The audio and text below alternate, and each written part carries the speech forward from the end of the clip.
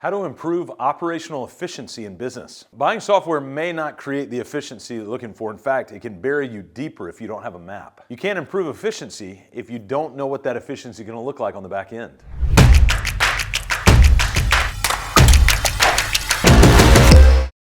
By the end of this video, you're going to have 4 unique tools that can help you create that efficiency instead of just buying some random tools off the shelf. I think for many business owners, we assume that tech equals efficiency. So if I could just buy the piece of software, then I'm going to be in great shape. I can move forward. This thing's going to solve all of our problems. We have the privilege of being able to go speak at a lot of expos, trade shows, association events, that sort of thing, where they'll have vendors set up. And there's a ton of vendors that are software and sort of efficiency provided vendors. And we are amazed at the number of people that go vendor by vendor by vendor, and you'll talk to them and they're like, yeah, I signed up for that, and I signed up for that. I'm like, you realize those are the same 2 things. Like you just bought 2 of the same car and you only needed 1. And we just sort of think that these promises that are out there are going to be efficient for us. I'm not saying they're bad promises or wrong. In fact, many times the software is excellent. We get asked all the time, what's your favorite software? What's your favorite project management software, CRM, whatever?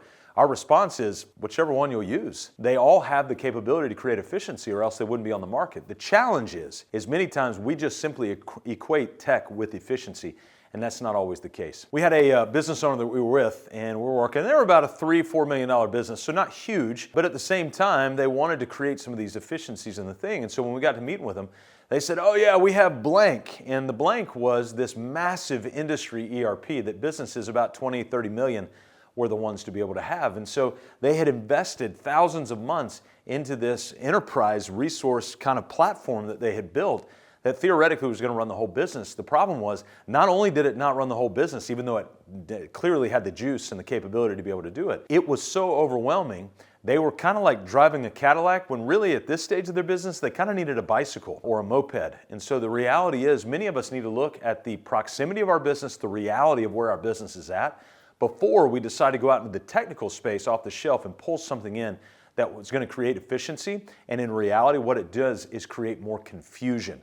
And that negates the clarity that we're trying to bring into these businesses. Before I get to the 4 maps I want to lay out for you, the first thing that I want to do is I want to encourage you to stop for just a second and just define, what does efficiency look like for you? There are a lot of times we think efficiency, and really what we're trying to do is trying to figure out how I can stop working until midnight every day. Well, that's a different definition than looking at efficiency through the lens of, let's say, your manufacturing process. So you really do need to own what's the efficiency that you're going for, and just be honest about it.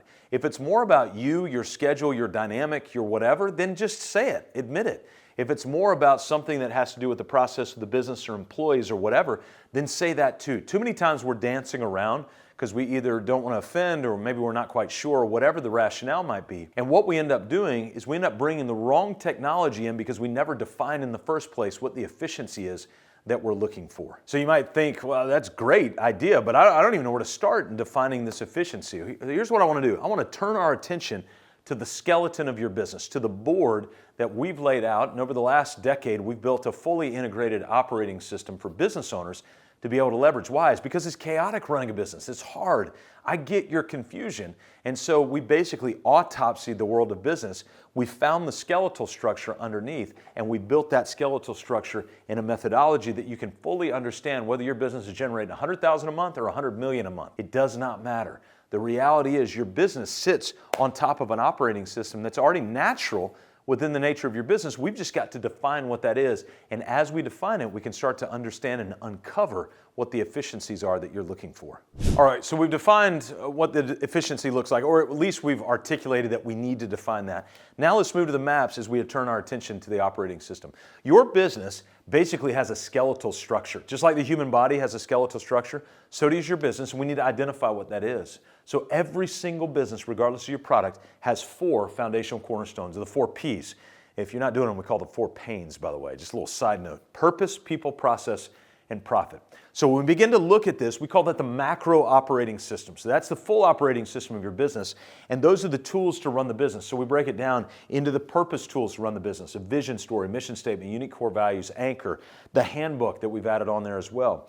Then we have the people tools to run the business: the org charts, job roles, accountability charts, scorecards, that sort of thing. So there's a lot of other things on here we need to be able to include. In fact, there's one key element of meeting structure. So every team needs its own meeting structures. We call it the Big Five feedback loop that we're looking for. When we go hunting in every business, just like they go hunting for the Big Five in South Africa, we're looking for team meetings, departmental meetings, executive meetings, one-on-one check-ins, and performance reviews. Oh my gosh, Scott, we only have 10 employees. Yeah, that's right. You start when you have 1, 2, 3 employees, so by the time you get to 10 and 100 and 1,000, you're in that rhythm. You've built that culture for all of this stuff to be done. And so if we want to create efficiency through operations, then we need to start identifying through the macro operating system of the business what efficiencies we want. Then within the macro operating system, it would only make sense that we have a micro operating system as well. Again, we're in the skeletal structure of your business, and so those micro operating systems, or better yet, the processes to run the product. It's a way to look at it. Tools to run the business, macro, processes to run the product, micro. So what are the marketing processes? The sales processes, sales scripts, the follow-ups, the CRM data entries, all that kind of stuff. What are the operational processes to produce the cake that you bake, or produce the home that you build, or produce whatever it is that you're producing for the client? And then what are the administrative, accounting, HR processes that are there? And so once we've identified the tools to run the business, macro operating system, the processes to run the product, micro operating system, now we can have a better definition of the efficiencies that we're going for. And if we leverage outside technology, we can lay that technology and now it sticks. Rather than just buying technology and just trying to plug gaps. We kind of look at it like this. There are a lot of people that come into business, they've got a gaping flesh wound, but they try to tackle it with a Band-Aid. Like, don't do that. We got to find something different, but we got to identify what the wound is first. All right, once we've identified that operating system, that kind of twin look, macro and micro, then what we need to do is actually map out what these are. So there's a quick hack that you can do this. We call it the Master Process Roadmap. It is a roadmap of all the master processes, hence the name. We're really good at naming things, by the way. And so we call it Master Process Roadmap. We're basically going to take your micro operating system here, marketing, sales, ops, admin.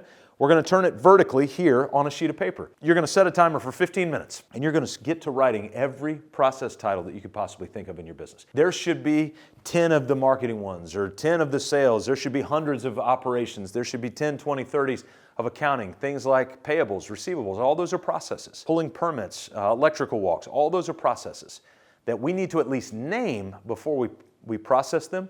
And by naming them, it puts us in a position to implement what we call the systems mindset. What is that? That is, the next time that you do the process, the next time that you pull the permit, that you send bills, that you whatever, make sure it's the last time you'll ever do it. You want to document it like it's the last time you'll ever do it. That's what we call the systems mindset. And so when we're in the systems mindset like that, we begin to capture all of these things here at the macro, tools to run the business, and the micro, processes to run the product. We naturally, just by documenting, are increasing efficiency. So notice, to this point, you've bought no outside software. You've just, by documenting these and understanding the skeletal system of your business, you're really starting to create efficiency because you see the business as it is. Think of a doctor. Before they understood the skeletal system or the different 11 or 12 systems in the body, when you came in and said, ow, the doctor literally had to think through their entire database of health things because they didn't have a master map to be able to look through.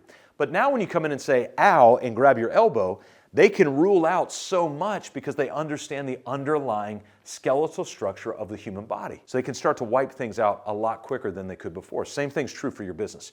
Once we start to map, the map itself acts as an efficiency model for the business. Now, a big sort of fly in the ointment for this whole thing is, okay, I know where we're going.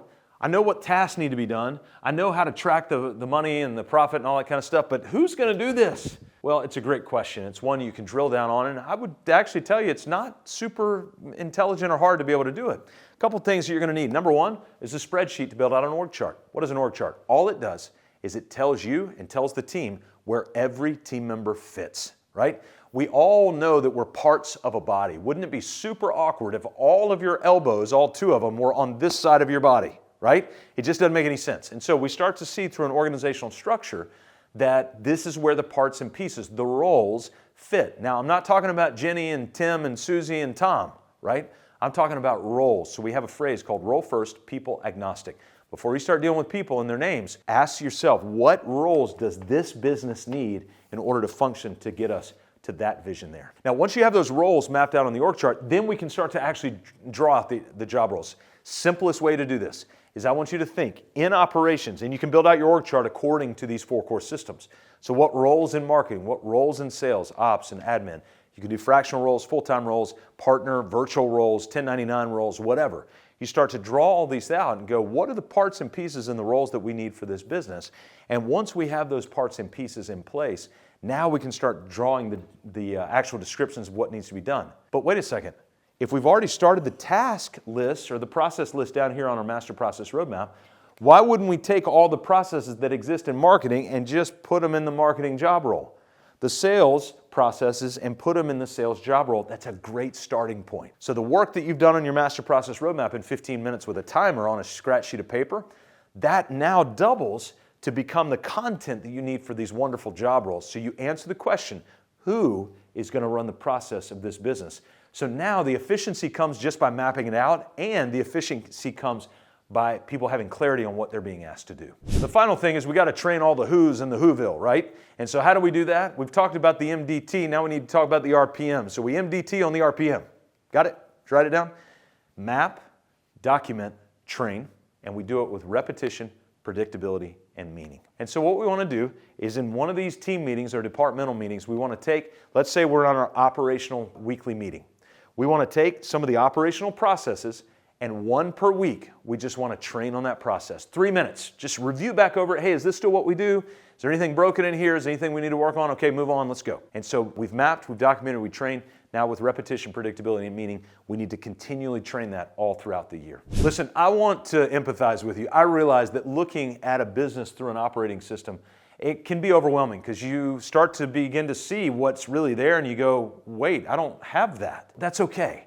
First, that's why we do what we do. And we do it really, really well over a decade with a full-time team of 12, is we'll actually take all your stuff and customize it into the templates that we've already built. It takes you about 1 to 4 hours a week on your half because we need you having time working on your business. But our coaches do this all day, every day, and that's what we can do. So we can map out your entire processes here, or you can do it yourself. Either way, we've got a lot of resources to be able to help you. I don't want you to be overwhelmed. You can reach out to us. My name's Scott. We work with businesses between 3 and 100 employees to build their purpose, people, process, and profit. And in fact, if you want a next step, go down in the description below. I've got a link to one of my most powerful videos, how to train new employees, so you can answer who is in the whoville that we need to train so you can be liberated from chaos.